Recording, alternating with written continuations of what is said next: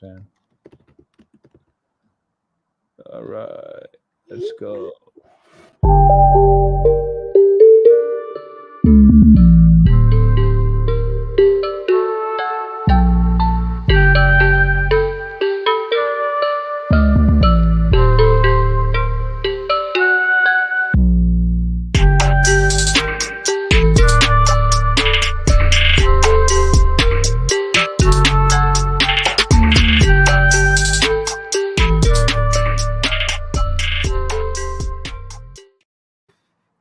Yo, ladies and gentlemen, happy holidays. Welcome to the Think Big podcast. If you are one of those individuals that want to start getting better at your craft or kind of tired of your W-2, you are in the right place, my friend.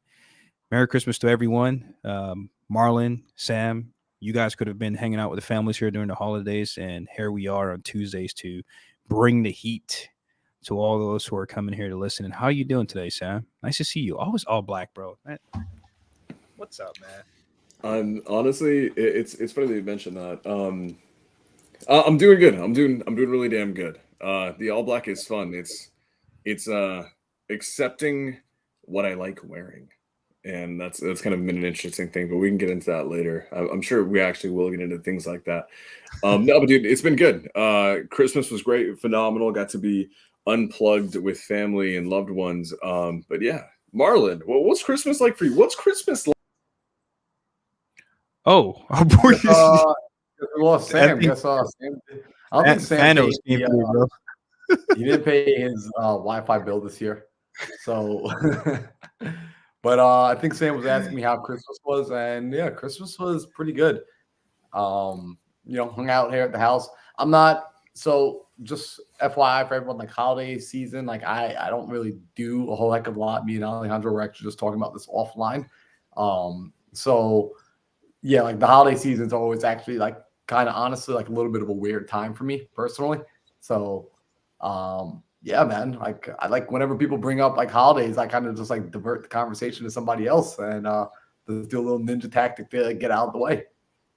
I dig it, man. I mean, like, and that's an important thing, right? I'm always shocked at at seeing this during the holiday season, right? People, there's a lot of sensitivities with Merry Christmas versus Happy Holidays versus we don't celebrate, and that's always kind of an interesting thing to remember that people believe in different things, and this may not even be a belief thing. This may just be we just don't do holidays much, like just not a thing we really do, right? There's people who celebrate and go ham on their birthdays. There's people who just it's Wednesday, right?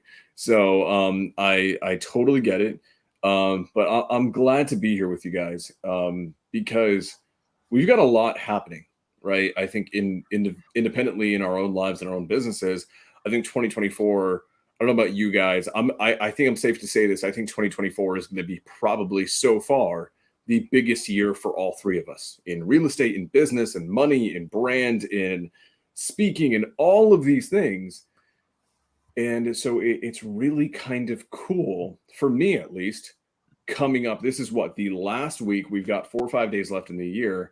This is the last Think Big of 2023, and then we go into a new year. And I want to get this feel from you guys. For me, I look at the new year, guys, and I've realized this comes back to wearing all black. And if you guys see what my house looks like, you'd understand that I'm in a very unique kind of place, and I'm tapping in to an aesthetic that I gravitate towards, and it allows me to feel like myself. And one thing that I'm realizing is coming on the cusp of 2024, there is a beautiful calm before the storm feeling. I feel like a storm is brewing, and I'm on the cusp of entering a storm, and that's going to be for all the best reasons possible.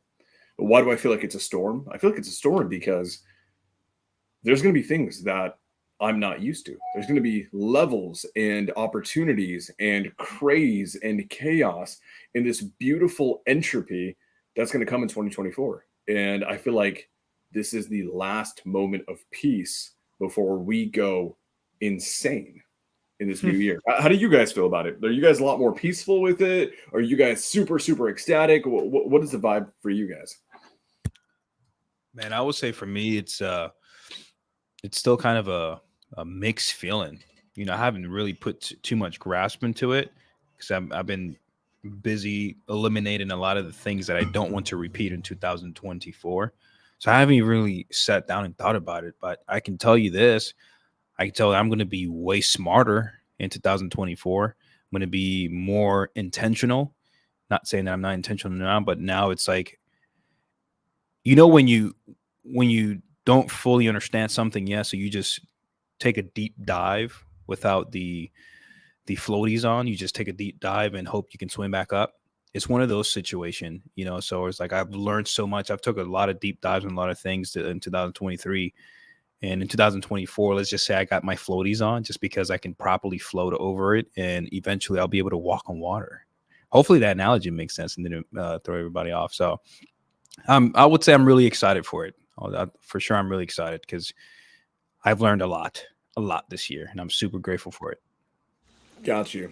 I love that, man. I mean, and that's it, right? It's diving in the deep end. I think a lot of times we look at, you know, if I look at myself 2 years in the past and I look at where I'm at right now, Sam 2 years ago would be like, dude, you're in the deep end right now, but it's all a matter of perspective, right? You, when you first got started in this industry versus where you're at now, like to that person, to Alejandro 3, 4, 5 years ago, you'd be in the deep end right now. But now you're realizing in the position that you're at, the season that you're in, I still got my floaties on. I got to get rid of this shit so I can actually become who I'm supposed to be and unlock the next level. That's awesome. Marlon, what about you? I want to hear, where is Mindset Marlon's mindset at coming up on the new year? Yeah, great question. So this is actually interesting. I was thinking about this while you two were talking just now. In 2 days, I'm going to be doing the most difficult challenge that I've ever done in my life up until this point, which is running 100 miles. So I'm going to be doing a 100-mile race December 28th. And I haven't really been making a big deal of it. I haven't like been posting it out there on social media much. So most people don't even know that I'm doing this. However, it's getting closer to the day. And I'm at that place where my nerves are kicking in, right? You know, it's just like that reminder of this is big. You know, this is a challenge for me. That's why I chose to do this. That's why I chose to do it before wrapping up the year of 2023. I wanted to end the year doing the most difficult thing that I possibly could do so that I can enter into 2024 with a higher standard, because standards move in a direction, and based on what you do last kind of helps determine what you need to do next. And so raising the bar before entering into the new year is ultimately what I'm doing. And I'd be lying to you guys if I said like I wasn't like a little nervous, that I wasn't starting to get like the pregame jitters. So I'm just in that mental headspace now that, you know, I've been in this mental headspace now for the last maybe 3 or 4 days, just because the date is getting closer. And the reason I'm there is because I know I'm going to accomplish what I set out to do. And I'm aware that it's going to be very difficult. I'm aware that I'm going to be faced with that other side of me, right? Like I'm going to be going and reintroducing myself to him. And so it's just, yeah, like it's kind of like just getting ready to go to war right now.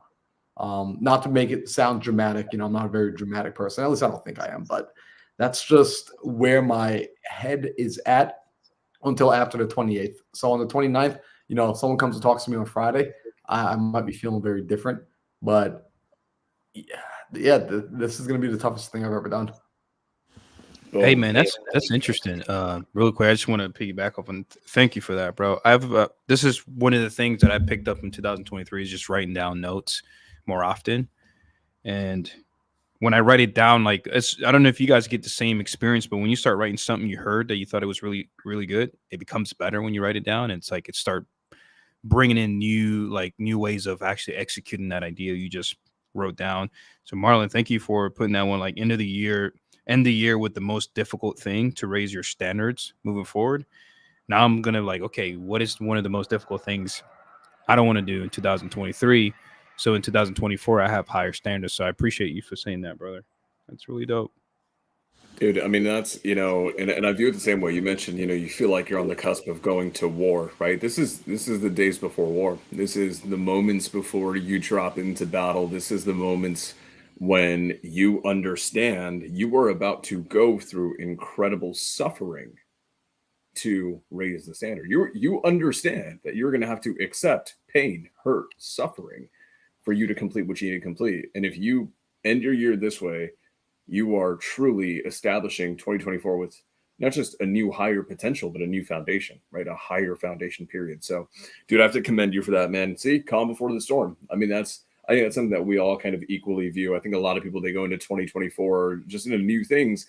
And don't get me wrong, there's an overwhelming sense of positivity. I'm convinced that all three of us are going to make more money than we've ever done. We're going to be bigger than we've ever been. We're going to transcend everything that we're doing because we have clarity and focus that we're unlocking at such a high level.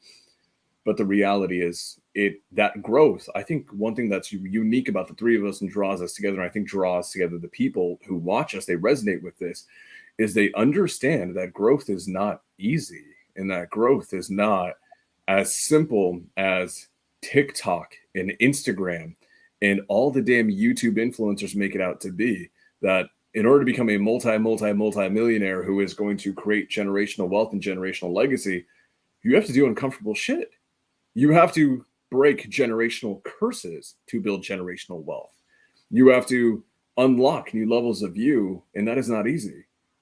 And so I actually respect and understand, Alejandro is big on going into his monk-like focus where he basically disappears and insulates himself from the world, right?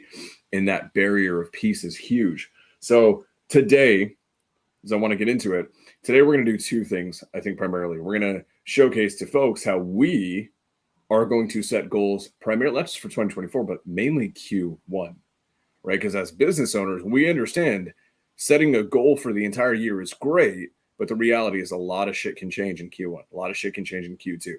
So although we may have overarching goals, the reality is we need to make sure that we hit the beginning of the year strong. So I think Marlon, you'll probably lead us in a lot with how to set goals for Q1 on a personal level, on a mindset level, on a spiritual level even. And then I think me and Alejandro can really go ham on showing people how to set goals for their businesses and to start off Q1 really amazingly. So Marlon, you work with a lot of coaching clients, and you're helping them become higher performers. You're helping them understand how to unlock higher levels. What do can we know what some of these conversations look like getting into Q1? Are we game planning? Are we, I know when I meet with my partners, my businesses, we say, hey, Q1, we want to make X amount of revenue, right? And in order to do that, we need to generate X amount of leads and X amount of deals. And we need to hire this amount of people to make that amount of money, right? It's very data driven. How do you guys approach personal goals and personal milestones in the new year? Yeah, great question. So it's very similar. We sit down and we do start to ask those things of what do we want to accomplish. And, we're going to get into that a little bit later tonight. So I'm not going to dive too deep there. But something I bring up that most people forget, which is just as important, isn't where do we want to go? It's how do we want to arrive? And that's something we often fail to think about because we're so focused on getting to the destination that we start to develop this by any means necessary tactic, which is great if you first have established what are your non-negotiables, what are your personal principles, what are the lines in the sand that you are unwilling to cross, and to actually take time to have those sort of conversations, because those are the sort of alignment conversations and the alignment questions that not only help to guide you as an individual and become your North Star, it also helps to create cohesion amongst the team that is inevitable that you need to build in order to do these sort of things. So a question that I start to pose to all of my clients is really understanding who do you want to be when you get there? Because hitting the goal success without fulfillment is the ultimate failure. And what do I mean by success without fulfillment? If your goal was to go out and make $1 million this year, which is a great goal. A lot of people typically say, I want to go make my first 7 figures this year. Awesome. And if in order to do so, it requires 80-hour work weeks or 70-hour work weeks. So you're putting in all this time. Great. However, if you are a husband and you have a newborn at home and you have a wife who misses you, who hasn't seen you, that you're not communicating with, and while you're working those 80 hours, you never came back and had a conversation with her, you might find that December 31st, 2024, your bank account has the 7 figures, but you're coming home to an empty house. There's a letter on your pillow. Your wife is gone.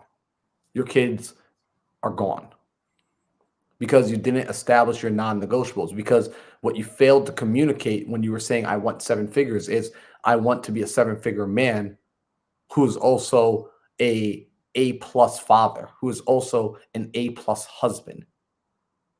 And if we don't establish those things, it might seem obvious, but it gets lost in the mix. We have to keep it at the forefront. We have to absolutely know personally, who do you want to arrive to your destination as? Because then it's going to be the little incremental things that you do along the way that help. It's not going to be one big, right? It's not one night you stayed out too late. It was the consecutive night after night after night without communication. It's everyone thinks success or failure are these large, grand events. And it's really not. It's the small rituals that we do day in and day out. And when you understand your non-negotiables, here's what really interestingly starts to happen. When we understand our non-negotiables, we gain the ability to say this one word: no. My non-negotiables actually let me say no. Hey, do you want to partner with? No. Hey, do you want to look at this? No. Hey, can you come out tomorrow? No. Why? Because this is what I'm working on, and it requires me to say yes to these things because now I'm more aware. But when I'm not aware, I'm out there feeling my way through. So I'm saying yes to everything because I'm trying to find my way. When I know where I want to go, I can actually do that. So the question I want everyone to ask themselves as you're looking at your 2024 plans is, cool, understand what you want. We're going to get the KPIs behind it, behind the numerical goal for your business, but also ask yourself, who do I want to arrive as? Right? My fitness level, my relationships, and my faith. I want you to ask yourself, what do you want that to look like by the end of the year? And then we're going to start to break those things down backwards. We're going to start to add habits, because then from there, we're going to ask, what daily rituals or what daily habits do I need to incorporate in order to make that happen? So Sam, I hope that answers this question. That's so good, dude. I mean, and it's interesting, right? You see how, guys, I want people to notice this. In life, very often we quickly jump to setting a goal without realizing that a goal set on an improper foundation will fall apart. And so what Marlon did is he said, before, like Sam, I don't want to. He did not say this is the goal for 2024. This is the goal for Q1. He said, before I'm even allowed to set a goal, I have to have a non-negotiable. I have to decide the foundation of who I'm going to be before I'm allowed to do anything else. And this is so critical. And Marlon, you and I are so well connected in this industry. We see so many folks who are absolutely crushing in business, crushing it, making 8-9 figures in this industry a year. And you and I personally know a lot of these guys are big names in the industry. And we know that they have all the success in the world monetarily, but their home lives are a mess. These are men and women who have all the money and all the resources and all the access to impart great change on the world. But a lot of times they use those resources and those connections to indulge in their own vices. And what ends up happening is it doesn't just hurt them. A lot of people don't realize that when you engage in vices and you engage in your lowest primal instincts, what ends up happening is you lose your sense of self. You lose your sense of autonomy, of independence, of control. And it doesn't just hurt you, it hurts the people around you because they will suffer for you. So I love this, guys. And anyone in the chat, I actually want you guys to put in this. What is your non-negotiable for 2024? What are you not willing to give up to get what you need? And I love that you said that, man. This is something that I needed. I felt that I needed permission with when I got into this industry. For those of you guys that know, I came into this industry from one that is not about making money. I came into this industry from an industry that is all about sacrifice and service. and then going into an industry where it's all about basically making as much money as possible, I had this unfortunate preconceived notion that in order for me to become a billionaire or 100 millionaire or whatever, I would effectively have to sell my soul. I would effectively have to engage in horrible things that go against every moral principle that I have, because that was just the cost. That was the sacrifice required to get what you wanted to get. And the reason that I felt that way.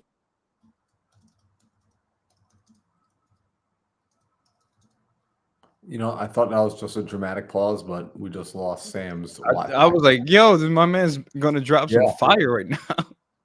You know, but while we wait for Sam to come back, because I'm sure his internet will cut back on, you know, what's really interesting is Sam is addressing what I said, where we have to create those personal principles. And I want to highlight something. I feel like I have to clarify this, because if anyone's coming from where I used to think, which was believing that you had one, morals, or you had wealth and riches, and that the two could not coexist. And this was a big challenge for me so long, for so many years. I felt like there was this almost like antagonistic relationship between the two, that if a person was going to have a set of personal principles, if a person was going to ultimately desire to be a good person, desire to be a kind person, desire to live by a certain set of rules, it would prevent them from being able to go out and accumulate wealth. And what I actually discovered was there's nothing holding you back from doing so. In fact, I got like my Bible here behind me, right? And I have a buddy that taught me that that's the best business book ever written, right? And that book is just a book on principles. It's a book on this is how to live your life, right? In fact, I remember an acronym that was taught to me that Bible stood for basic instructions before leaving Earth, right? That's what the BIBLE stood for, basic instructions before leaving Earth. And so recognizing that these basic instructions go hand in hand with wealth accumulation, but just like Sam said, what is the point of gaining the world to lose your soul? So guys, it's an important conversation to have with yourself first, and then a very important conversation to have with your partners. In fact, I have my personal principles printed out in my bathroom. My personal principles are, before I start coaching calls with my clients, we actually, I don't know if you ever have done this, Alejandro, I actually go over my personal principles at the beginning of every single coaching call before we begin. The reason being is we have to reestablish the foundation of it's not just about getting to the destination, it's about how do we arrive. We want to arrive strong. We want to arrive as the people that we would look up to, as our younger selves would look up to. So, oh, look at that. Sam's back just in time. You know, I want to piggyback off on that really quick, Marlon. Go ahead, Sam. I'm sorry. Oh no, I was just gonna say I'm sorry, guys. Just we're actually in a storm right now. Connection's been dropping all day. I'm so sorry. So if that happens again, show goes on. Go for it, man. Hey, just move to Texas, bro. We don't have that problem over here. You'll be all right. It's be good for you. Lost my train of thought here. You were speaking about here where you want to, who do you want to be when you get there? You know, it was something interesting. I was listening to a podcast with Alex Hormozi last night while I was doing my walk. It was I like doing uncomfortable stuff. Like yesterday was really cold. It was like 30 degrees. You know, it was really cold just taking my outside workout. It was nighttime. And I was listening to podcasts. It's a lot of things I love about Alex Hormozi. And this is not for everybody, because I know you guys are very open-minded to receiving new information.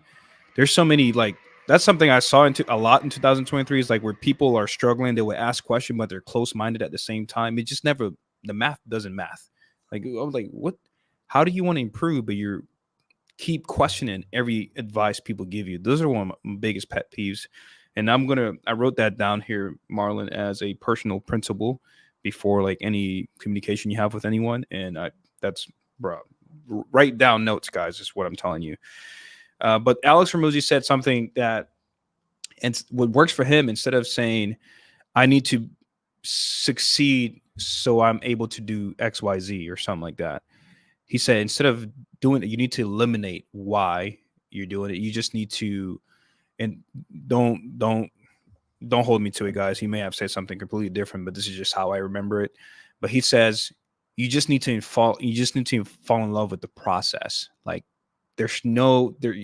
Don't say I need to go ahead and do this because XYZ. And I kind of listened to that. I kind of paused the video as I was listening. I'm like, this would make sense because a lot of our goals do change along the way, right? So for example, like Sam, you're like, you know what? I want to make $100,000 in a month. And now you're like, I want to make $1 million a month. So the activity that was required for you to get to $100,000 a month is no longer an exciting thing for you. It has changed. So now it's like your energy shifts a little bit. But if you just fall in love with the process of getting to that, the end goal or whatever you want to achieve, just fall in love with the process, and it won't the time it takes for you to get there won't really matter anymore because you're in love with the process of doing it, which will put you in a position where you're going to get there no matter what. Even if it takes you, I mean, Marlon, you can, how long does it take you to run 5 miles? What would you say? Maybe like anywhere from 35 to 40 minutes. Fantastic. It takes me like 2 hours. It takes me like 2 hours. Marlon is like, he's next level when it comes to that. For me, I have to be okay with that. I can use Marlon as like, wow, that's possible, but I have to fall in love with the process of getting there anyways. It's just that process in between. A lot of people miss that because they're too focused on the end goal. And this kind of relates to what you were saying earlier, Marlon, where finding out like who you want to become at that end. Like who are you going to be there? So yeah, I just thought I'd share that. And if you guys don't listen to Alex Hormozi, like you should. This is the one he did with Dion Lewis. Is it Dion Lewis? Did I say it right? Yeah, it was that podcast. Yeah, I think this was like part 2. But that's something that I really agree with instantly because I think like 90% of the stuff I did in 2023, I had no interest in doing it. I just knew it was required, and I did it anyways. So yeah. Don't do your best. Do what's required. It's one of the greatest things I've ever heard. Okay, Marlon. A lot of folks here who are probably tuning in are a little bit on the newer side. Maybe they've done a few deals, maybe they've done no deals, maybe they're a solopreneur trying to build a team. And I'll get to the business side, and I want to show everyone how to start at the very basic level, looking at quarters and business and revenue and all that kind of good stuff. How they've established their non-negotiables. They say, hey, none of my goals matter if I give up my morals for it, right? Right here, Peter says one of his non-negotiables: don't lose my soul, my value, my morals. Yet make as much money as possible. So the reality is this, man. They have their non-negotiables. They know who they want to arrive at. They want to arrive as a phenomenal person whose moral and integrity is intact. They are loyal to their family and their loved ones. Okay. How does one go about setting up let's just say my goal is this. Let's say I want to start getting into fitness. I am, a newer investor, and I understand Alex Hormozi's jacked, right? Andrew Huberman's jacked. Andy Elliott's jacked. Mindset Marlon's jacked. Alejandro Alvarez is jacked. All these guys. Ed Milet is somewhat on the elderly spectrum right now. And I mean, he's older in age for sure. And he's jacked too. And I'm starting to understand that health has a massive result or an impact on every other aspect of my life, including my business. But I'm a guy who hasn't worked out before, right? How do I make sure I can add fitness and health into 2024 without being a New Year's resolution fallout in the first 30 days? Great question, right? Because I mean, ultimately we're talking about now discipline and consistency. And so if a person wants to shortcut discipline and consistency, the first thing I'm going to say this, right? This actually doesn't even have to answer your question, but this is just anything that you guys are deciding that are your non-negotiables, like how Peter says, my non-negotiable is not to lose my soul, my value, my morals, yet make as much money as possible. First, acknowledge that there's a reality where you have as much money as you possibly want, along with having your non-negotiables intact. Like that's first things first. You have to acknowledge that life is not a this or that game, but it's a this and that you can absolutely combine the two and create that reality. The second thing is, if my goal is to not fall off, I'm going to create community around my mission. I'm going to create community because community will come with accountability. I have to have some form of accountability. If it's just me by myself without being able to be held, and everyone is different. Maybe you can do this, but in my personal experience, every time I've tried to do things absolutely in isolation, I typically run out of gas at some point. I will eventually run out of juice, and I realize I need to be charged back up. Charging back up looks like going to a meetup. It looks like going to a mastermind. It looks like going and spending time with friends. Sometimes it looks like getting off of like work and going and sitting in front of Netflix and binging a show that inspires me, right? But I get energy from I get energy from somewhere else. So if my goal, right, if the goal is to be in the best shape while building my business, I'm going to go and find the people in my community who are focused on being in the best shape. I'm going to go to the gym with them. I'm going to get a gym buddy. I'm going to make it convenient to my life and convenient to my schedule. I'm not going to overload myself with some stupid program that I can't do for a lifetime. I'm going to go and say like, hey, you know what? The gym is 2 minutes from my house. I've got this time in the morning. It's unspoken for, and it's all possible to do, right? Like it's not taking a massive amount of work and complication for me to make it happen. 5 o'clock, I have nothing on my schedule. 5 a.m., nothing on my schedule. I got a friend who's willing to meet me at the gym at 5 a.m. We're going to get started from there. In fact, I'm going to make it even easier. I'm going to buy a course, or I'm going to hire a trainer, and my programming for what I'm going to need to do will already be programmed for me as well. So when I show up, all I have to do is follow commands, right? The program says 100%. Like so many people ask me every day, Sam, yeah, so like, what are you working on today? Like, what are you going to go work out in the gym? I'm like, I don't know. I hired a personal trainer so that I wouldn't have to think about this, that I can just go and execute. And that's what allows me to be so consistent, because I don't have to keep coming up with a new game plan every day.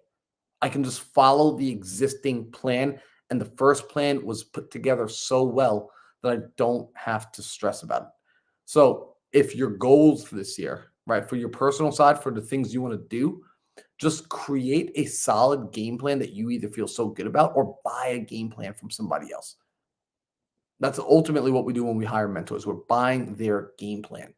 So buy someone else's game plan, get a friend, get an accountability friend, get an accountability partner, get a battle buddy to commit to doing this with you, and preferably get somebody who's already further ahead of you in the thing that you want them to commit to. And that's my approach. That's my actual approach to how I do things. And it's worked well so far in the areas where I've done this, and the areas where I haven't done this, I struggled, right? Like I still have things in my life that I struggle with because I didn't use this same framework. And so that's what works for me personally. So I'm not going to say it's going to work for everybody, but that's what works for me. Love it. Damn, bro, you got me hyped up right now.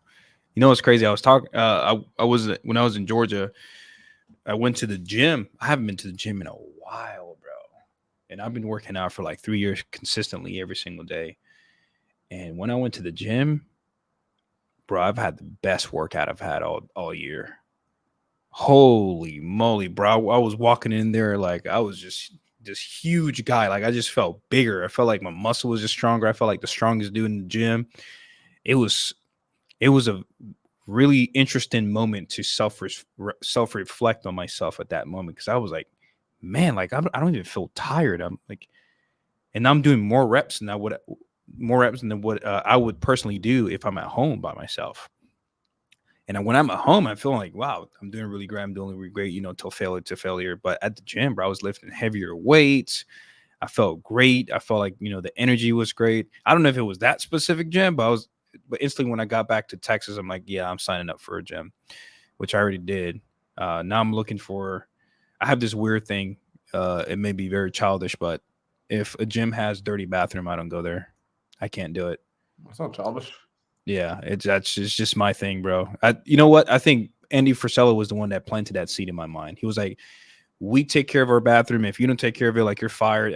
Like he was just going really hard with it. He was like, first impression is everything. When someone comes into our gym, they have to be welcome, et cetera, et cetera. And he even has something like when you order from, I don't know if you ever order something from Andy Frisella, bro, but you have like someone hand writes a letter thanking you. It's like little things like that, bro, that just makes you feel like you matter. Even though, like, to me, it's not like a requirement for me to do certain things. It just feels great, bro. It feels great to be valued. Yeah. So, like, and now when I went to certain gyms and like the bathroom is all dirty, there's like piss on the ground. I'm like, nope, this is not the gym. So it's been a really difficult ride trying to find the right gym. But I'm still there. I'm still going at it, man. And I like that you say hire a personal trainer. Just so you don't even have to think about what to work out that day, bro. Like instantly when you said that, I envisioned myself not having to think about what to work out on that day. I just felt more at ease. So I'm like, wow, that's a sign I need a personal trainer. I need to get that personal trainer because that would feel really great when I don't have to think about it. And by the way, Marlon, I got a cold plunge bucket for Christmas, so I'm excited. And as soon as I got it, I'm like, oh, now I gotta hit up my boy Marlon. Like, hey man, give me some tips. What do I just dive into it? All the ice at the same time. What do I do, man? So we'll talk about that off camera. But yeah, that's just my take on it, man. Find an accountability partner and find someone that's actually doing or has done what you're looking to do, man. Don't just like, hey man, you want to work out? Well, I don't usually work out, but yeah, sure. That's not the guy. Yeah, no, I think that's like the most important thing about the accountability partner is a lot of people choose their accountability partners based on the lowest barrier of entry of who they feel most comfortable talking to. Instead, find the accountability partner. And we spoke about this actually in one of our very early episodes of the Think Big podcast, that you want to find the people who are obsessives, right? Like I want to find the accountability partner that is going to keep going with or without me, because that's the person that is going to have the sort of pull power, the sort of carry power to get me to keep on going and to keep on growing. And as you guys can see, just like by looking at the fellows on the screen, like those are the sort of people I keep in my life. Like if I decide to sit on my ass, I have no doubt that Sam and Alejandro will keep moving forward. And so the only right choice to make after that will be to get up on my feet and start chasing after. And so I can catch back up. That's what good accountability partners will do. You stop showing up to the gym, they don't also take a break. They keep going, and then a week passes by, and now you're like, dang, your arms got bigger and mine didn't. Dang, you could run longer than me, and I still can't. Now I feel interned as a peer pressure, a healthy bit of peer pressure that, don't even get me started on this, because people try to remove pressure from their life like it's a bad thing. Pressure is the thing that grows us, right? Pressure is uncomfortable. Guys, I don't necessarily like pressure, but I love what it does for me. Bro, I don't know why you cooking right now, bro, but you're speaking straight heat right now. I was not expecting this today. I don't know what I want to ask this really important about that. Let me ask this real quick. This go ahead. This is so critical, dude, because there's two groups of people. There are the people who need the accountability, right? They need the accountability. They need the circle. They need the campfire. And then I want to, because this is the season that I'm coming into, I have my accountability partners. I have my circle. I've got my people. I've got my brothers on the screen who are problem solving the same way that I am. We're all basically at an equal kind of level, I would say, for the most part in our journeys. And then I've got my people above me who are mentors and friends who are, a few of which are doing over 100 million a year, and I get to talk to them all the time. I want to actually talk about this. Is there, and I'm playing to a different season here, there are people in the audience right now who I think maybe need less voices in their life. They need less people around them. And, we always talk about the circle of influence. You have all these people around you and you have the campfire, but the problem is not every voice in that campfire deserves real estate in your brain. And so, Marlon, for a guy like me, I'm coming into the new year and I actually have this non-negotiable that I'm in. I have to, one, make sure I am clear in myself and understanding this. I think a lot of people need to hear this. I have to raise the bar of who has access to me. and I have to limit the voices in my head. And I'm not talking like schizophrenia. I'm talking the people who are allowed to have a say in my life and anything that I do. And knowingly or unknowingly, I am giving them value. I am giving them influence and power over my decisions. So Marlon, can you speak to that? I mean, if someone comes to you and then you realize, man, you're sitting with this person, they're a potential coaching client or they are a coaching client, and they say, you start realizing, hey, this person has way too many damn voices in their head. What would you say to them for 2024? Yeah, great question, Sam. I would actually let a person know they have to become aware of what you're talking about is a person's circle of influence and then their circle of concern, right? And so it's like people, you can know 100 people, but not all 100 people are going to be in your circle of influence. They're in your circle of concern. You're aware of them. They exist. They're real, but they do not have the capacity. They don't have the ability. You do not grant them the permission to influence your behavior. Only the people that are a part of the inner circle. So if we could think of it as two rings, the circle of concern is the larger ring on the outside where your acquaintances will go, the people you meet at networking events, the people that you see on YouTube and things of that nature. They're in your circle of concern. You're aware of them. Then as we get closer to the center, to the core, where we get closer to you, to your essence, we have the circle of influence.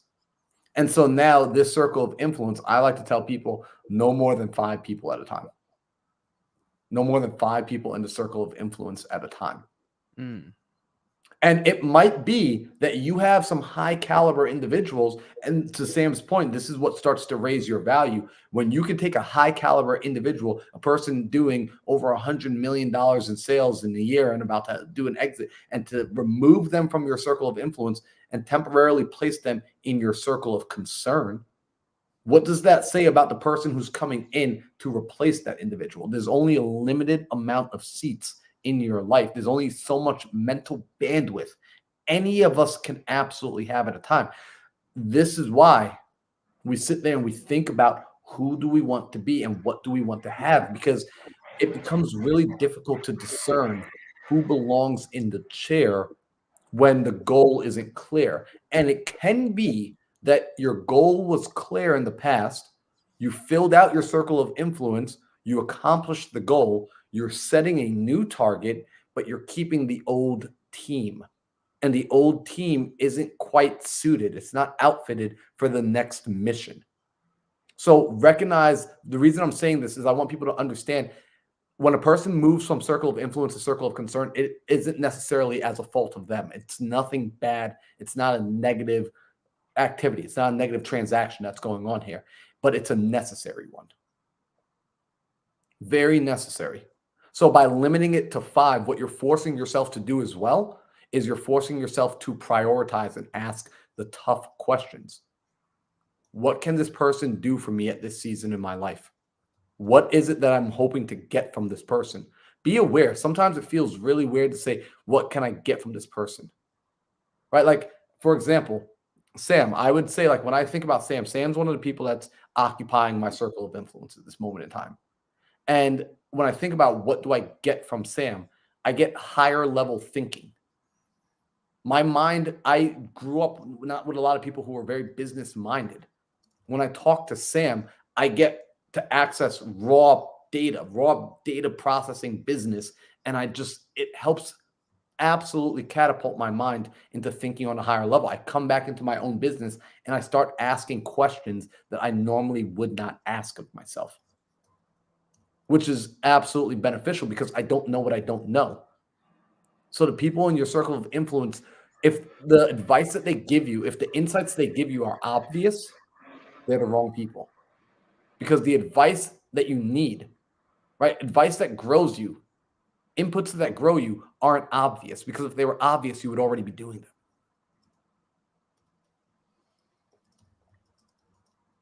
So, yeah, that's so good, man. That's so good. I want everyone to do this because I did this, and it was a huge learning lesson for me because we have, whether we realize it or not, we have both. We have the circle of concern, we have the circle of influence, whether we realize it or not. And what's dangerous is we don't realize very often who's in which. And this is what I want everyone to do. I want everyone to literally draw out the 2 circles on a piece of paper and start listing names, but very intentionally the circle of influence. And these are people who their thoughts, their patterns, their processes, their anything about them, you would allow it to influence, and be honest with yourself. Be completely honest, because if you're not and you lie to yourself, it's not going to help you. Be honest with yourself that does this person in this circle truly influence how I think, move, operate, anything? And if the answer is yes, I want you to do this really quick thing. And it's something that I had to do. Draw out those names. And then after every single one is done, I want you to go next to each name and ask yourself this: did I give you permission to be there? Did I intentionally give you permission to be there? And what you're going to find is that there are voices in your head that are allowing you, and they're actually influencing the moves that you make in life, the trajectory that you move at, the goals that you were chasing, and you may not have actually consciously given them permission to do so.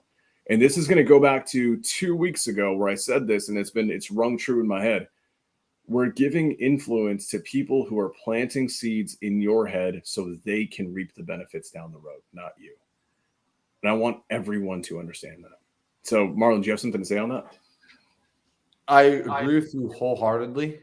And what I want to add is, if you guys have iPhones, you know, on your text messages, you can pin conversations to the top. I'm constantly changing. I treat it like, if anyone remembers MySpace and you had your top 5, that spot up there is for that purpose for me. So the people at the top of my screen get priority.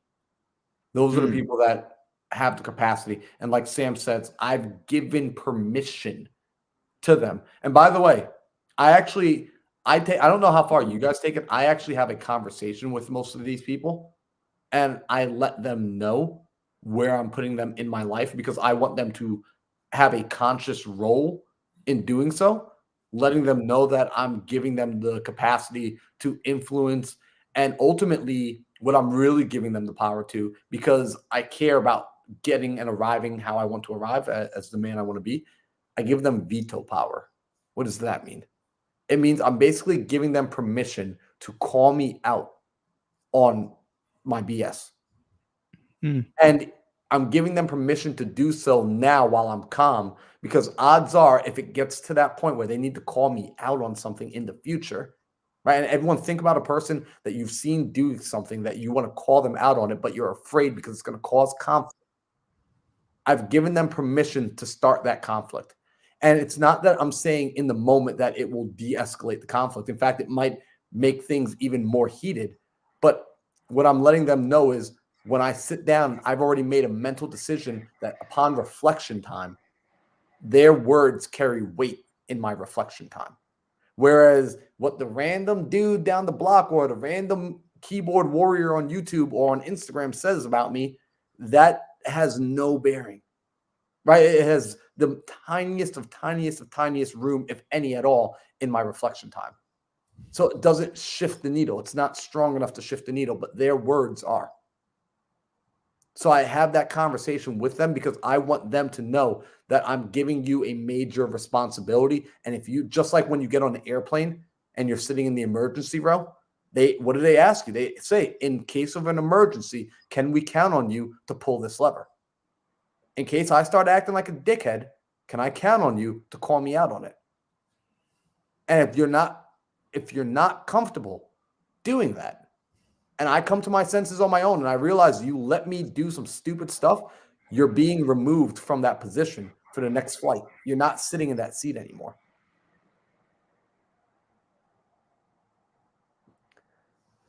So that's how to dominate 2024. I dig it. We're definitely not going to have time today. So what I'm going to do is, we don't have time today to go into the business stuff because we're just going into so much. And guys, if you guys haven't noticed, the three of us make, I would say, a fair bit of money. We're still extremely young in our businesses, in our lives as entrepreneurs. But the reality is, the cool thing with what we're doing here is not just sharing with you all, but we're actually documenting where we're at spiritually, mentally, financially, emotionally, all these things. And what's really cool with me is, in 2030, we're going to come back and look at this episode and be like, damn, that's where our heads were at. Those are the things that we were saying.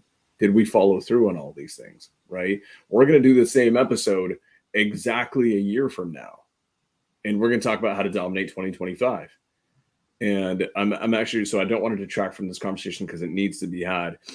I want to hear from each of you guys. And I'll start with this. What is a big personal non-negotiable that you are entering this new year with? Is there a central one? Are there 10 different ones that are all equally valuable, or is there one really, really big one? Alejandro, actually, let's start with Alejandro. Ooh. Damn. I was that kid with his hand down in the back of the class, like, don't pick me yet. But it always happens that way, bro. Like you always. Personal. And this is like for like people, like principle, like towards people, or just in general. Anything. Let's do this. I actually want us to be specific. Okay. In ourselves, not in how we treat, not in externally, personal, internal things that we're doing for us. Damn, I've done so much. I'm gonna say, honestly, it's just not exposing myself to new partnerships. That's for sure. It's a big one for me. I partner with a lot of amazing people, and just partnership wise, put our friendship at risk, and that's really something I'm focusing on next year. I'm like, honestly, I'm not going to. This is me personally. Just it may change the year after that, but I'm not going to partner up with anyone,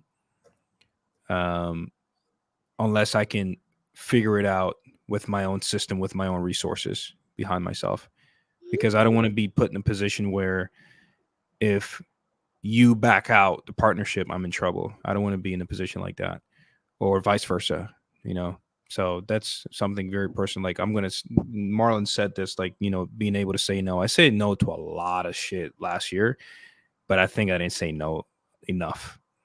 So I'm just going to say no a lot more. There's a lot of opportunities that came my way last year that I said yes to and should have said no to. So that's going to be me all 2024. Hey, man, nope. I'm just going to focus on exactly what I said I'm going to do in 2024, and that's it. Doesn't matter how great the opportunity is. I don't care if you can make $1 million in a month. I'm good. Honestly, I really mean that. Dude, I love that, man. Okay, and I want everyone to understand. Alejandro's in a very specific season, a very unique one, where he's done the thing. He's partnered a lot. And I want a lot of you guys who are brand new, partnership may actually be the answer for you to get through the season that you're in. Just understand that when we go and say what we're doing, just know that. And I want us to be very clear with this. We're not always advocating that you do exactly what we're doing right now, because what we're doing is reflective of where we're at currently. Unless you're in the same spot as us, with the same context, with the same background, figure it out for yourself. What does it need? What do you need? So for Alejandro, and I know about that, right? You got a lot of deals going on. You partner with a lot of people because at the time, that was the gas that you needed to pour onto the fire to get to the next level. But now you're here, and what's required of you in the next season is different than what was required in the past. So, dude, I love that. And I'm going to do my best. And here's the thing. There may be a partnership that is absolutely worth it, and it's the right thing to do. But you're going to have to approach it in an extremely methodical, calculated manner. And cool. And I want to know this because we should be able to hold you accountable to these things, right? And if I go and see you in the next 2 months, go and partner with 20 different people that you've never basically had a relationship with before, I'm going to have to call you out on your shit. And so is Marlon. So I love that. Marlon, what about you?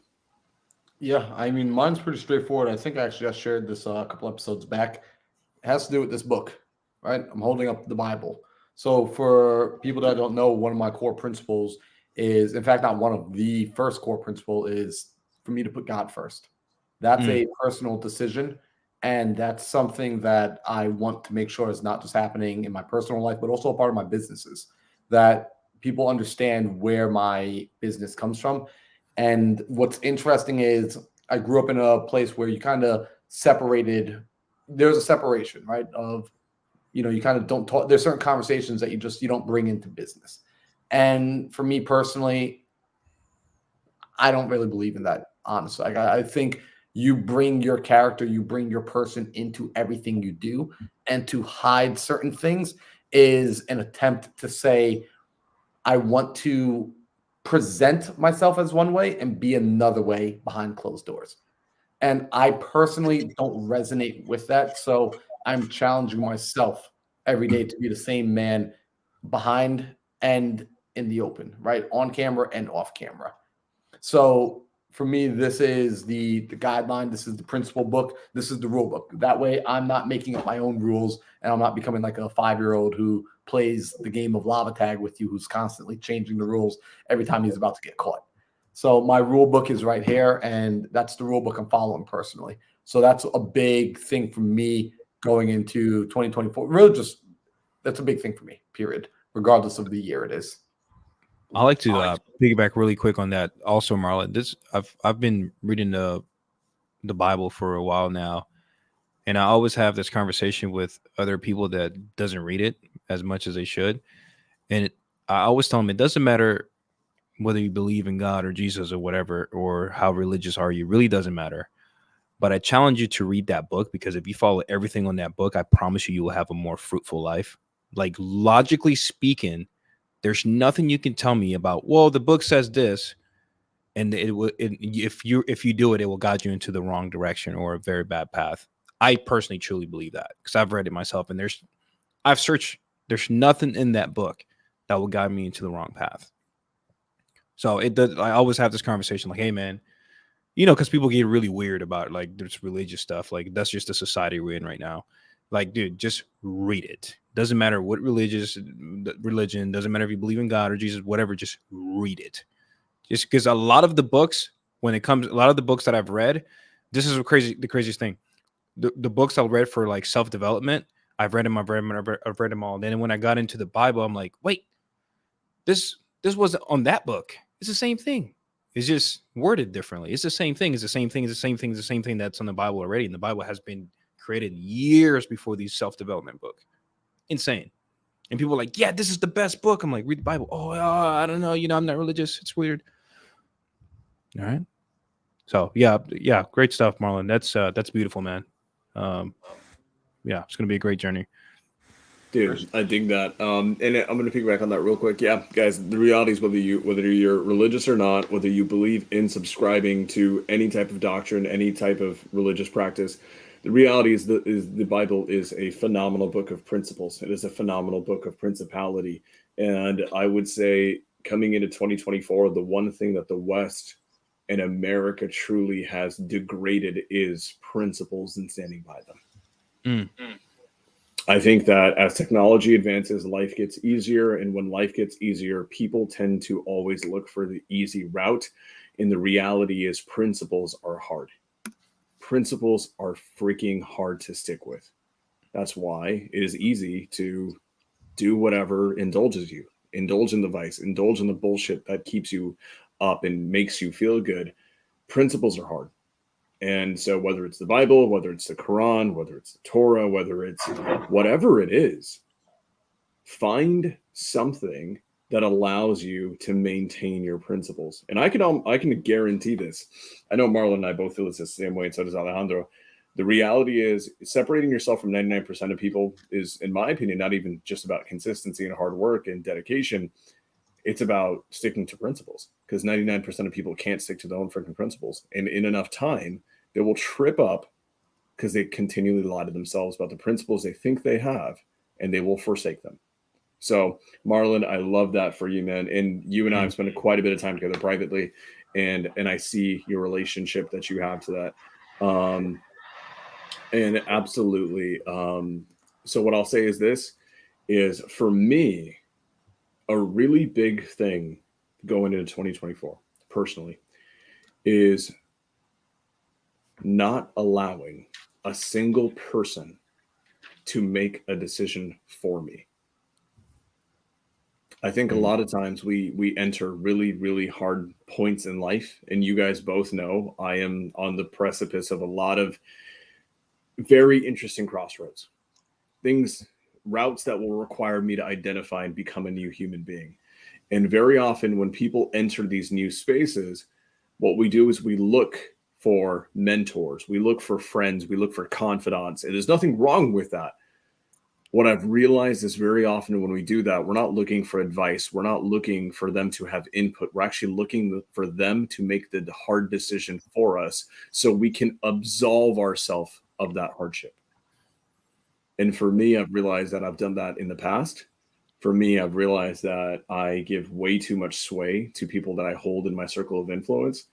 And it's about time, especially now, for me to own every decision that I make.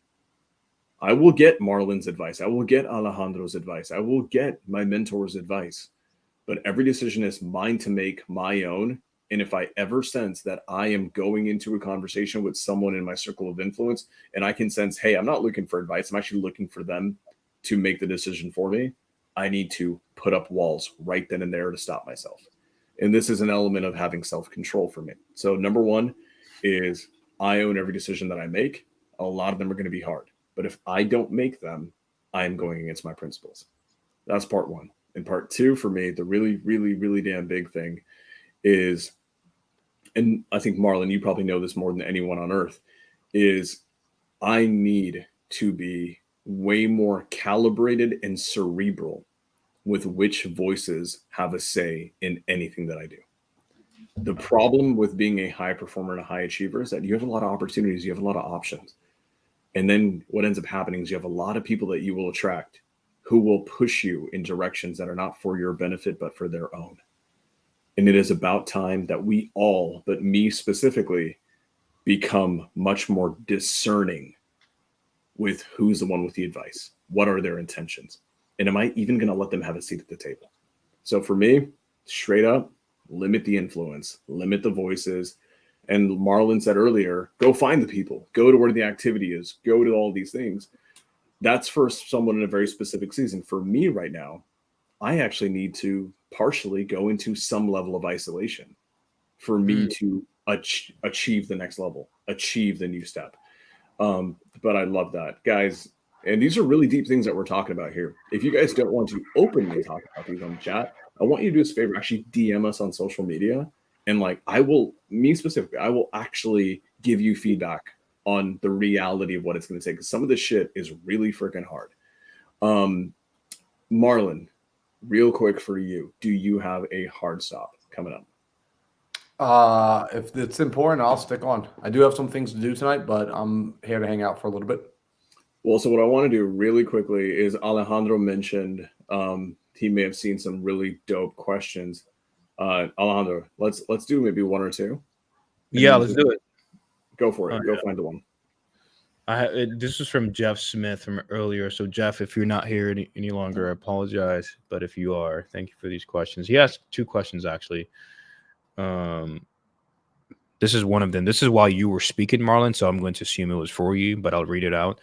Have you experienced setting a goal, putting in a strategy with actions, and it didn't work out? How did you decide how to pivot to achieve the goal, or did you decide it was not practical?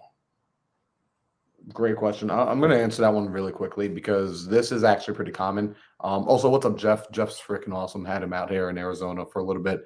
The dude's the freaking man. So this occurs often when we set goals. When we set goals, typically we're reaching for something we've never had before, which means our capacity to guess how long it will take and what effort's required is we're almost always wrong, right? It almost always takes longer to get and takes more effort than we could have anticipated because we don't know what we don't know. And so this is why it's so important to sit down and make sure that the goal is actually in alignment. And as Napoleon Hill would say, you have to have a burning desire for its achievement. It's not just a preference for it. Because if I ask anybody on planet Earth, would you like more money? Would you like to be in better shape? And would you like to have more love in your life? Of course, everyone wants to be healthier, wealthier, and wiser. Who would ever say no to those things? So if everyone wants it, question, why doesn't everybody have it? Because it's only a preference. It's not a burning desire. And that's okay. It doesn't need to be. Right? Like I have a burning desire to travel. I really do. I like going new places. I have a burning desire to make friends with interesting people. Like after sitting by myself for a little while, I want to go and make new friends. I want to go out and learn about a person. Like I have a burning desire to ask them deep, intimate questions, like not just have surface level conversation. Some people have a burning desire to sing. Some people have a burning desire to help children. Some people have a burning desire to adopt. Some people have a burning desire for animals, right? Some of my pet people out there, you get it. Like I'm not really a pet person. I'm not, right? But some of you are. Like you're like, no, like I would adopt 14 dogs if I could. And I'm like, I wouldn't even adopt one personally. And so why am I saying all this? Because when the goal is at that place of being a burning desire, what happens is the goal doesn't change. Your approach to how you get there is what you adjust, right? So you become inflexible on the goal, on the outcome, but you become flexible on the how, on how to achieve it. And if you find yourself constantly moving the goal post, if you constantly find yourself moving the finish line, you're going to find that's the feeling that's been deteriorating your confidence. It's been hurting your confidence. It's the reason you question whether or not you can do anything is because every time you set a goal, instead of achieving the goal, you move the finish line. And that's not a good feeling. So get serious about before you set a goal. Do you really, really want this thing? How do I know? Do I really want it? Am I willing to bet my life on it? Am I willing to exchange my life for this? And if that sounds too dramatic, that just means you don't want the thing you're going after. Because every minute that you spend your attention on it, every minute that you spend your time on it, you're already trading your life. You just haven't traded all of your life, but you're already trading your life for it. Let's just make it a conscious decision. I also like to tag on that if that's okay, Marlon. I have Marlon had the way Marlon. I use the exact same way that Marlon just said it. The only thing that I shift over for me that works for me personally, because I'm a person that get bored really easily with like new stuff. I don't know if you guys ever experienced that. Like, holy crap, I just made $200,000, and it's like 2-3 days later, it's like, oh, okay, like whatever. So for me, what keeps me going. Again, I do 90% of the things I do every day I don't want to do. Is having a burning desire for what I don't want to be, who I don't want to be, or what I don't want to be in life. Such as like, I know for sure I hate being broke. I hate not being able to provide for my mom, for my family, for my grandma. My grandma's building a new home in DR right now, and I feel like she I don't know what she has going on, but it's a lot of money being thrown towards it, and I don't want to be in a position where, hey, I need this so I can go buy some new cabinets. And the way I think, guys, is like tomorrow's never promised. So I'm going to work my ass off to make sure I can deliver when she needs that. So I have a burning desire not to be able to provide for my loved ones. So for me, it's like I know now all I do is what is it that I need to do not to be in that position. And then that reflects to what Marlon was saying. It's like you have to have a burning desire for this right over here. So I know for me to get over here, it's going to allow me not to be over here where I hate to really be. So now the requirement in the process, it's not a necessity for me to enjoy the process anymore. It's not. I don't care whether it's a hard time. I don't care if it's taking 14 hours in a day or 16 hours in a day. It doesn't matter because I have a burning desire not to go back over here. It's harder to tell someone, especially yourself, that I quit because I'm lazy than it is to tell them, hey, I'm having a hard time or whatever. I really don't know how to word that, but I hope that makes sense because I feel like there's some people like me out there that may not get excited about the end result, but get excited about not being towards the bottom barrel, if that makes sense. There it is. I'm not going to add anything to that because that was perfect, guys. We're running up on time. We're about 12 minutes late already. I don't want to take any more of these guys' times because Marlon's got a lot of dope shit to do. I know Alejandro does as well. Guys, this is the last Think Big podcast of 2023. Mm-hmm. We've gone on for over a year, and we've just finished a complete year of the Think Big podcast, a full year of it. So reflecting on this, guys, I want to say thank you to you both for sticking through this with me. Because I remember just like yesterday when I came and I asked you guys to do this with me, and you guys were like, I'm in, without a shadow of a doubt. And I am so damn grateful for all of you. Marlon, they got dues to pay, man. They got dues to pay before they can hit it up 2024. What is it? Yep. So, guys, this is what we need. If you got value from this show tonight, the first thing you can do is go already and hit that like button, hit the subscribe button, because believe it or not, that small task of going on your screen right now, clicking the like button, opening up your cell phone, not just listening to us in the background, but actually just stopping what you're doing for a minute to hit the like button does so much for us. It boosts the algorithm. It gives us feedback to know that people are getting value from this. And it helps to spread this show to other people who are in similar spots who gain value from these conversations, because these conversations aren't valuable to everybody. But the people that it is valuable to, the YouTube algorithms can find other people who have similar interests to you. So it just helps us to be discovered by them. And so that's helpful. Also, hit the subscribe button and make sure you have the notification on. So when we do next week's episode, you're the first one to be notified. Also, Sam, Alejandro, and myself, we do upload other videos on our YouTube channels. So by being subscribed, you'll be able to get the notification when those new videos get uploaded. We do our best to put out as much value as possible. We're all very much fans of the model that you give what you desire. So we're currently looking to extract value from the marketplace, which means we have to give value. So our focus right now is very much, we're recognizing that we are having to pay our dues. We're in that stage of our career, which I don't think that stage ever ends, but we're paying our dues by giving value as much as possible. So if you're in a position right now where you need value, you need help, you need information, you need community, you need connection, come back to the Think Big podcast. Hit that subscribe button, hit the like button, and leave a comment below. Let us know what your biggest takeaway was. So, guys, we appreciate you all. We will see you back next Tuesday, 5 p.m. Mountain Standard Time for another episode of the Think Big podcast.